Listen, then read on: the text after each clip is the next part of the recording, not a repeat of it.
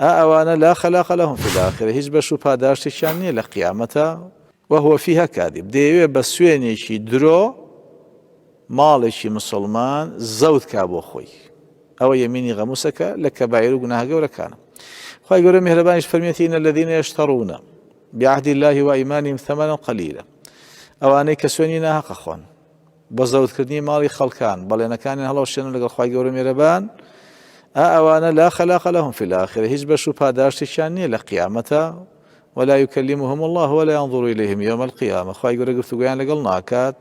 وتەماشاشیان ناکات لە ڕۆژی قیامەتە ولا يزكيهم وپاکیشیان ناکاتەوە لە گوناهەکانیان ولهم عذاب أليم چوار هەڕەش وسزایەکی زۆر بە ئازاد چاوەڕیانە وهروها پێغەمبەر عەلەیهی سڵات وسەلام فەرمێ من حلف على يمين صبر هەچ کەس سوێن بخوات بە سوێنێکی درۆ زۆر ناحەق ليقتطع بها مال امرئ مسلم بۆی ماڵی مسلمانێ سامانی مسلمانێکی پێزەوت کا لە ڕێ ئەو سوێنەوە بۆ خۆی وهو فيها فاجر تاوانبار و گوناهباریشەوە هیچ دوورە لە هەموو ڕاستیەکەوە ئەو سوێنەی لقي الله وهو عليه غضبان بەدەر لەو هەموو سزایە خوای گەورە زۆر لێی بەتوڕێ لەو ڕۆژی کە دێتە بەردەمی